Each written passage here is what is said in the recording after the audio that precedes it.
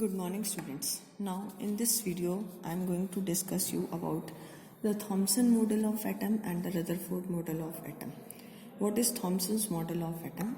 According to this model, every atom consists of positively charged sphere right of radius 10 raised to the power minus 10 meter, in which the entire mass and the positive charge is distributed. ये positive charge यहाँ distributed है और negative charge क्या है? Negative charge like electrons are present just like the seeds present in a watermelon, right? So what is the net charge on this atom? 0. This was the first model given by Thomson, in which the positive and negative charges are distributed uniformly. What is the net charge? 0. But this model does not explain few things. These are the limitations of the Thomson's model due to which it was not accepted. First, it could not explain the origin of the spectral series of hydrogen and other atom.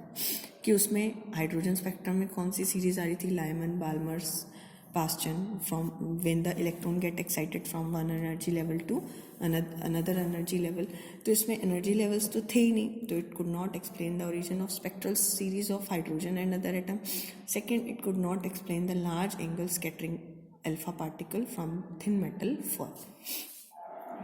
जो आपके Rutherford alpha particle scattering experiment में large angle of scattering हो रही थी alpha particles की, that can't be explain on the basis of Thomson's atom model. उसके बाद आया Rutherford alpha particle alpha ray scattering experiment. Alpha particles are helium nuclei. क्या है ये? Helium nuclei. तो ये बिस्मथ था, radioactive material, right, that is kept in a lead cavity through which the beam of alpha particle is made to pass through this collimator. Collimator क्या करता है? एक fine beam of alpha particle is made to fall on this gold foil. gold foil पे fall की और यहाँ एक zinc sulphide की स्क्रीन लगा दी और यहाँ एक क्या रख दिया? डिटेक्टर, जो इन अल्फा पार्टिकल्स को क्या कर रहा था? डिटेक्ट, और दैट इज रोटेटिंग, राइट. तो अब इसमें क्या ऑब्जर्वेशंस ऑब्जर्व की गई? From this graph it was concluded, यहाँ क्या था आपका? This is angle of scattering, और इधर क्या था? Number of alpha particles.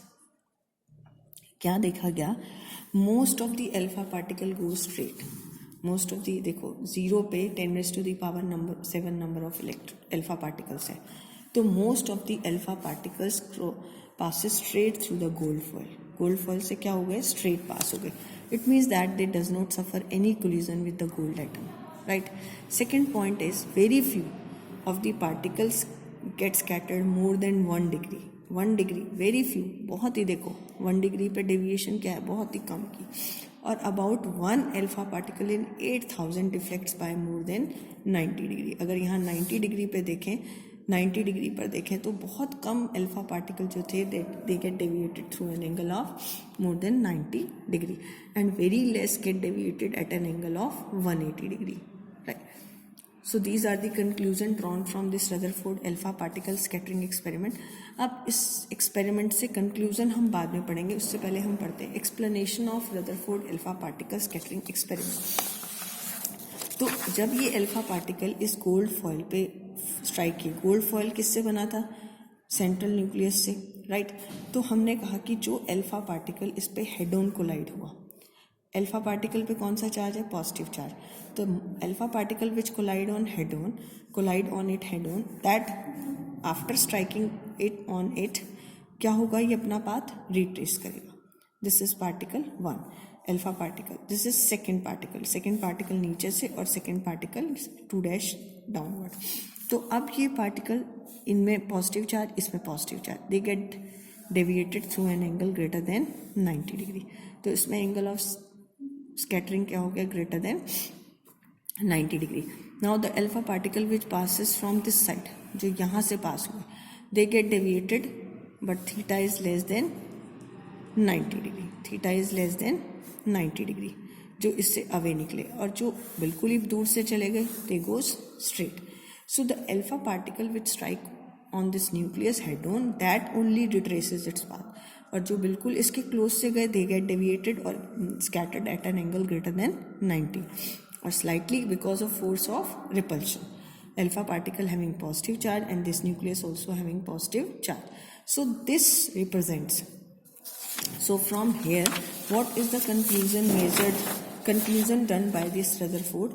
From this experiment, Rutherford postulated that the entire positive charge of the atom must be concentrated in a tiny central core of the atom, and this central core of each atom is called as nucleus. Thomson के बाद Rutherford ने कहा कि सारा entire positive charge कहाँ पर present है, इसके एक टाइनी सेंट्रल कोर पे, and that is called as a nucleus. So I think it is clear to all of you. Next is distance of closest approach. इसमें ये एक्सप्रेशन पूछा जाता है, डिस्टेंस ऑफ क्लोजेस्ट अप्रोच. क्या है distance of ये closest approach? It is the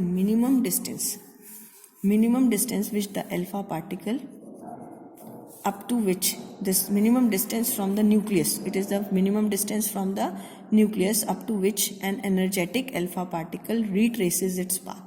यानी वो कितना डिस्टेंस न्यूक्लियस से आया यहाँ से लेकर यहाँ तक.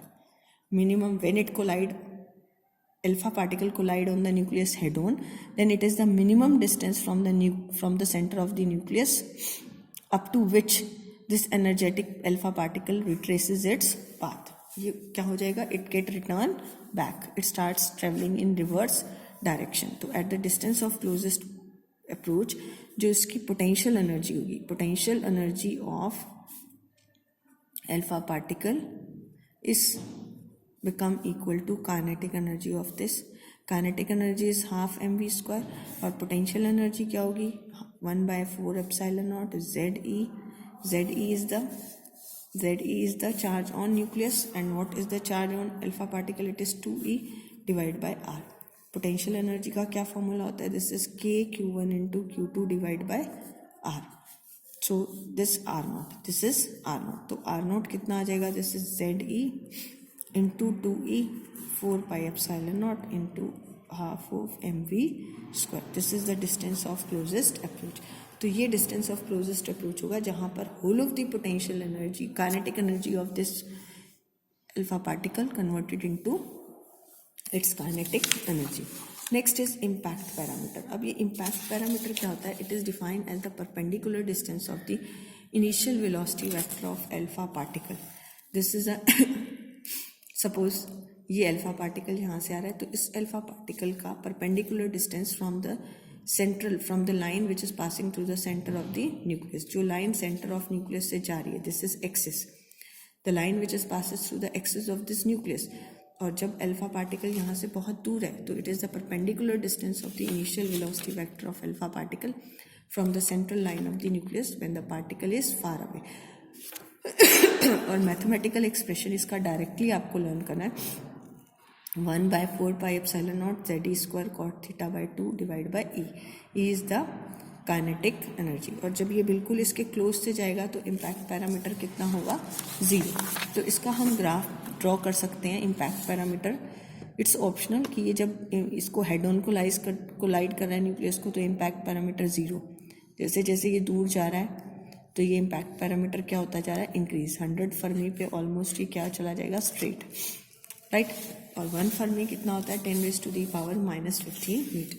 तो from this Rutherford alpha particle scattering experiment new model come, that is Rutherford atom model. What is that? According to which every atom consists of a tiny central core which is called the atomic nucleus, in which the entire positive charge and mass of the atom is concentrated. Size of the nucleus is of the order of this 10⁻⁻15 and atom is 10⁻⁻10. Next is atomic nucleus is surrounded by certain electrons and the total number of electrons must be equal to total number of protons. फिर fourth point था, these electrons revolve around the nucleus in various circular orbit and the centripetal force required to move it is provided by the force of attraction between the electron and the nucleus. Okay student, in the next video I will explain the next topic. Thank you.